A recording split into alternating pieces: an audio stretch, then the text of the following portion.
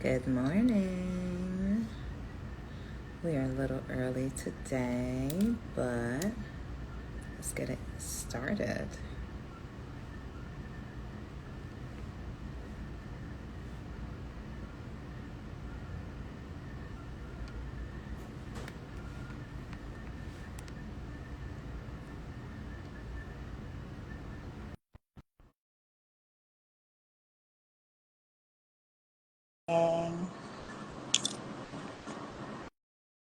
Hi, Laura. Hi, Christian. Hi, Eliana. Yeah.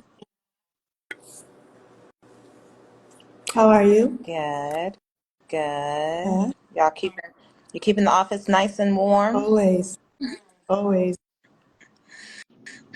Hey, Christian. Hey, how are you So guys? this is outside with VRG on the go today, huh?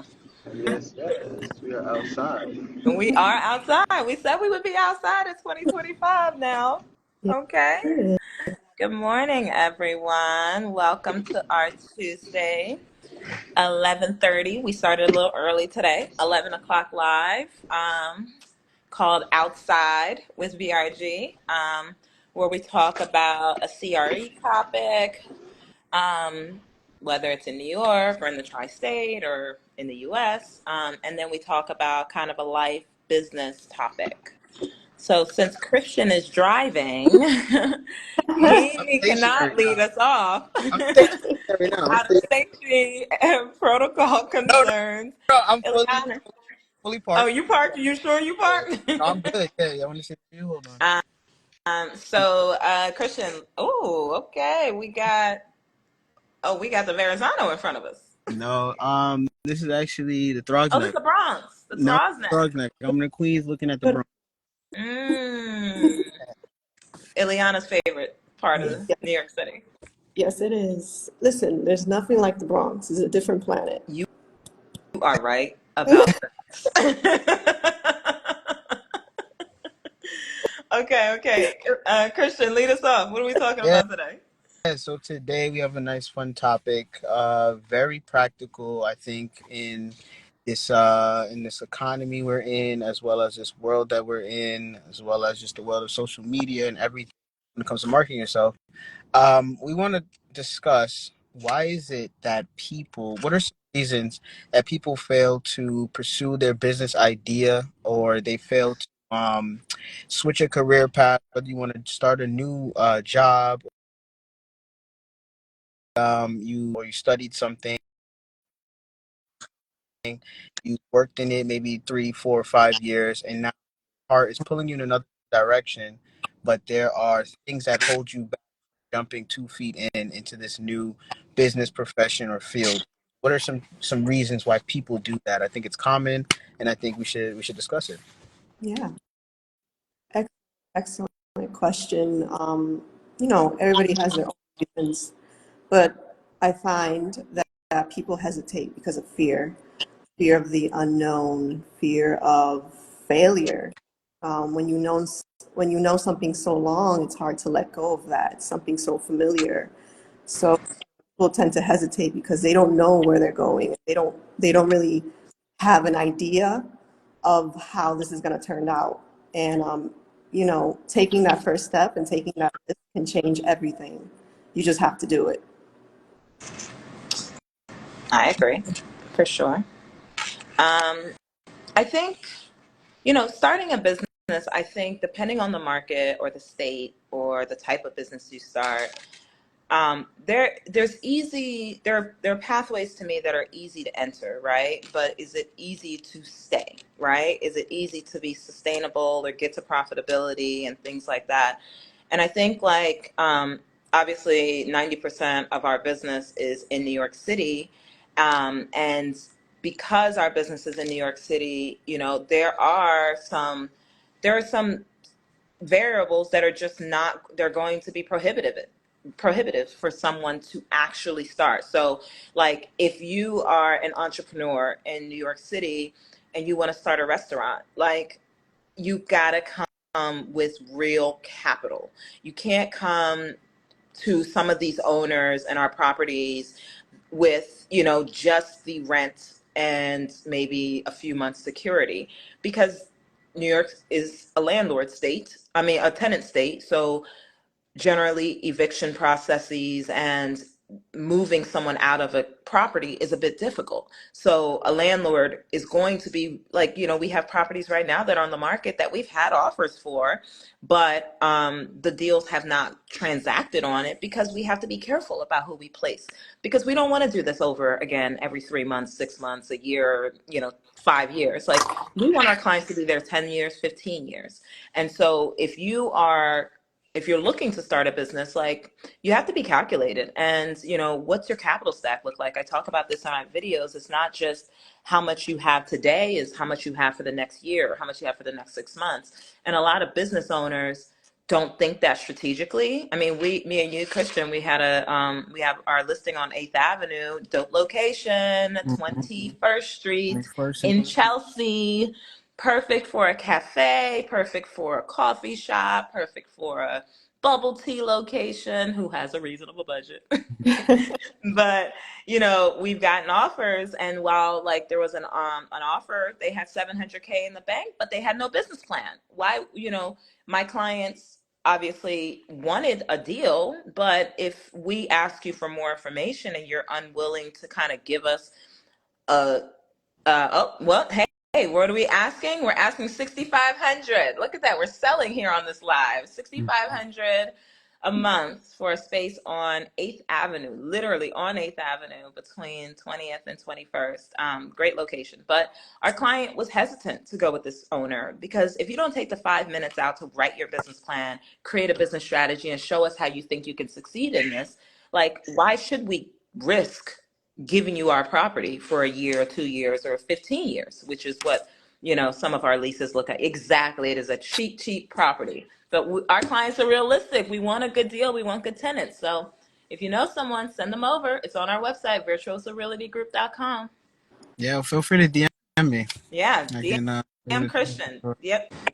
But yeah, no, I totally agree. So I'm hearing two perspectives. One, a mindset.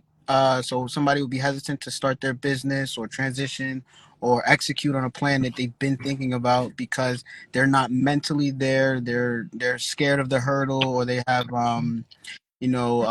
stagnation just due to overanalyze a problem and overthinking. And then we have resources. So no matter what, if you're starting a business, it requires resources. It's important to structure your assets to make yourself look like a quality tenant or a quality business or a good investment. So the same way we talk about, a lot of people understand you need credit to buy a house or qualify for a mortgage.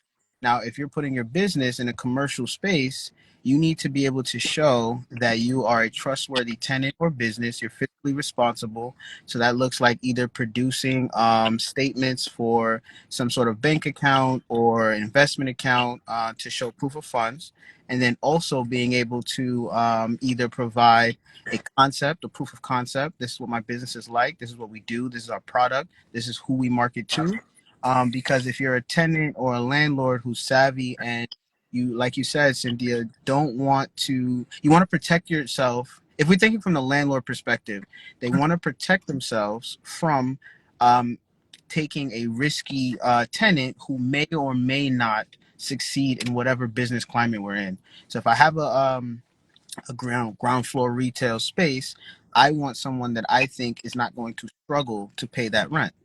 And the only way I'll feel comfortable about it, especially if it's a new concept, is if I know if they don't sell what they need to sell, they're still able to cover.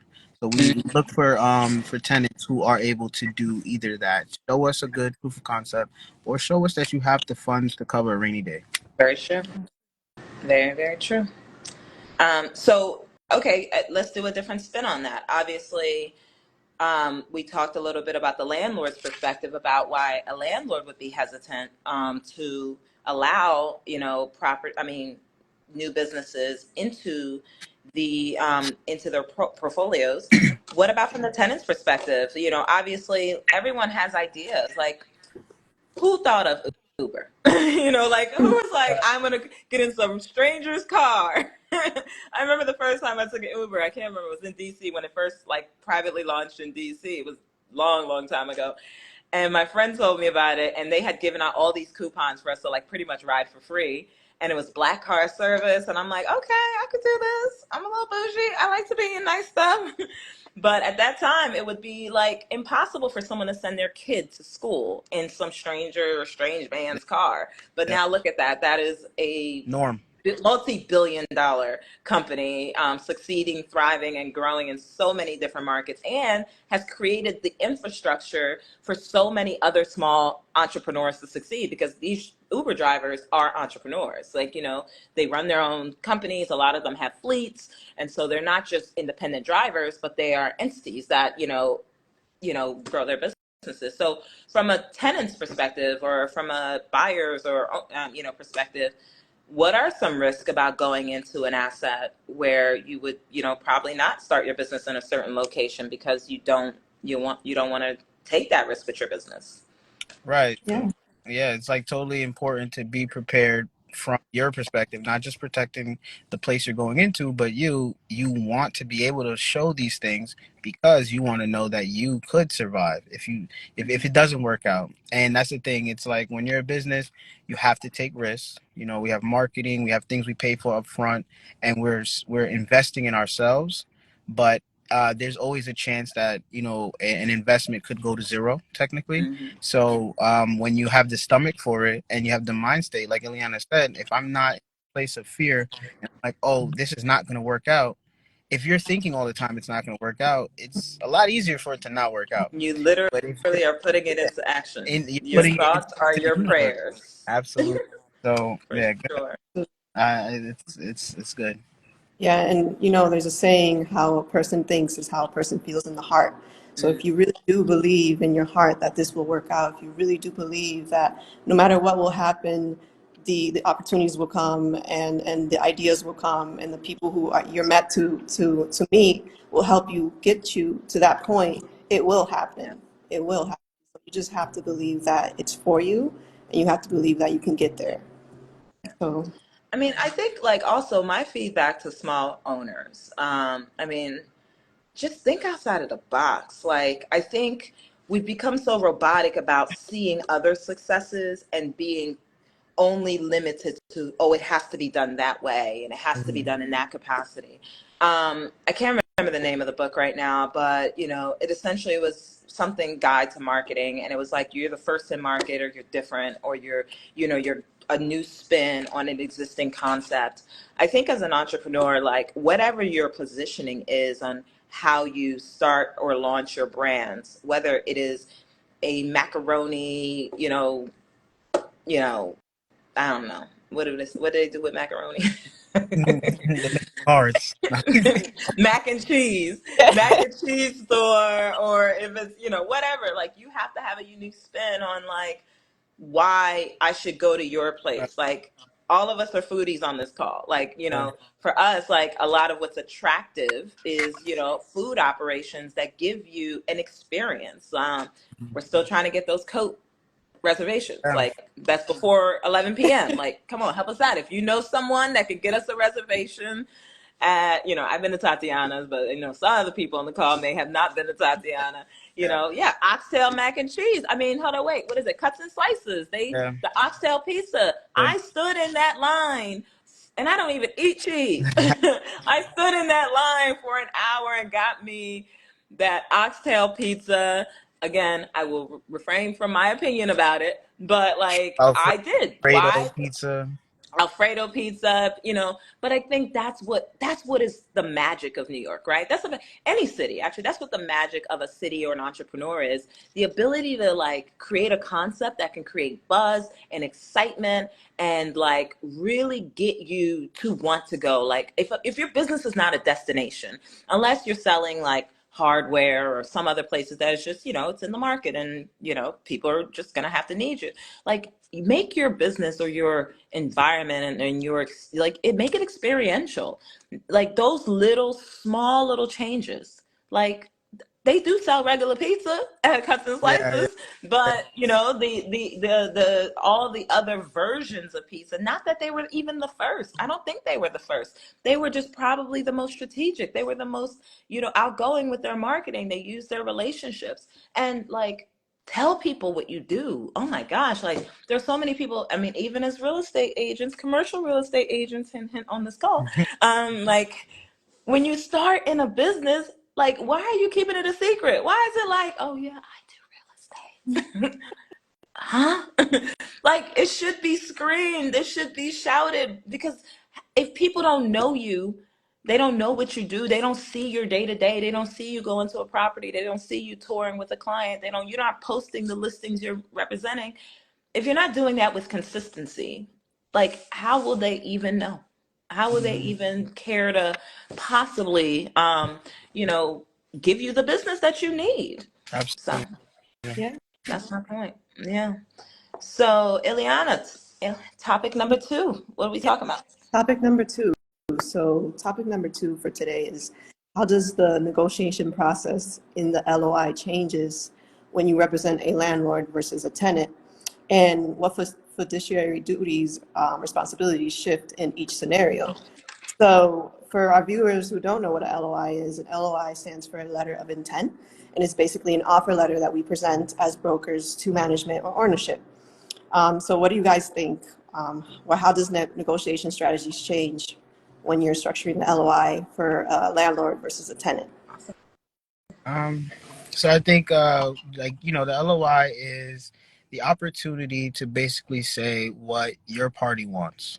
So if whether you're representing the landlord or well, what will typically happen is someone who is looking to lease a space will present a LOI. My letter of intent, I want to come here. I want to occupy your space. Now, in order for me to occupy your space, I need it to look like XYZ. Or I need you to get so and so together. Mm-hmm. Right? So I'm gonna tell you I need you to level the floors. I'm gonna tell you you need to white box the space.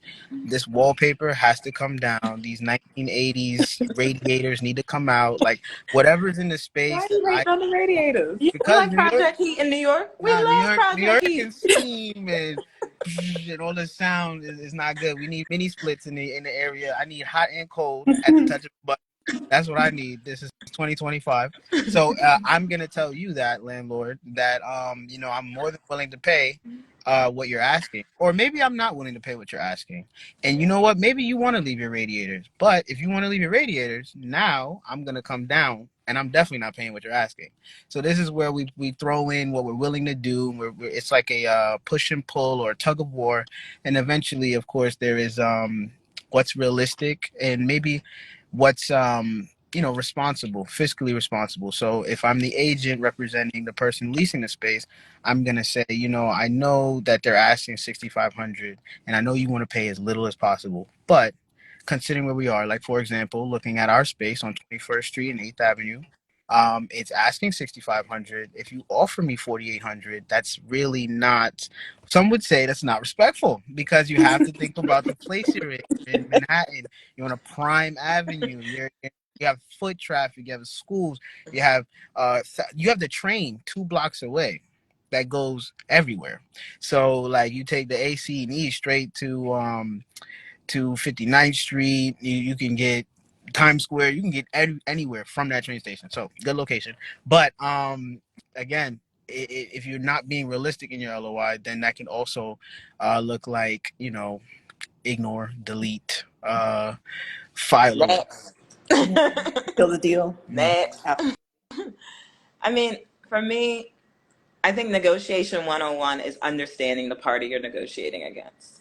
A lot of brokers in New York City, and this is literally brokers, listen, if you're going to submit an offer to a landlord rep or an entity, give them a call. like sit on the phone for 1 minute, 2 minutes, 5 minutes, just say hello, my name is this person. Why? In that 1 minute, 5 minute conversation, you can probably get a little bit of leverage. You can get a little bit of an understanding. Hey, why is this developer selling this asset? Why is this tenant, why is this landlord, why did the last tenant leave? Why is this landlord leasing out this space now? What are the conditions that you're willing to do, or what kind of work you're willing to do? Unfortunately, a lot of our counterparts in this industry don't do that. It's a very faceless kind of offering strategy. And I think the way we've negotiated, or way we negotiate, helps to create some sort of a relationship. And that's where you can get deals done. That's where you can actually find that gap in the middle where you're able to see success. Or actually, for us, if we're representing the owner, try to, hey, well, okay, you want 4,800. I'm not willing to give you this, but I'm gonna say it in a really, really nice way where you kind of feel like I wanted to give it to Yeah. you, but I'm not. But I'll give it to you for 62. But what I'll do is I'll throw in an extra free month of rent, or 2 extra free months of rent, or I'll do a little bit of work, because those are, to me, depreciating, things that I can depreciate out of my taxes. Those are, concessions or TI. It's things that I can leverage. And I'm not saying that this is for the asset that we're representing right now. I'm giving you guys examples. These are other ways that we can mathematically bridge the gap between what you want and what I want. But again, if you never have a conversation with me, you send me a hard offer at a certain number, as Christian and Ileana have seen, when someone sends me an aggressive offer with no context and screenshots of bank statements, I will automatically decline.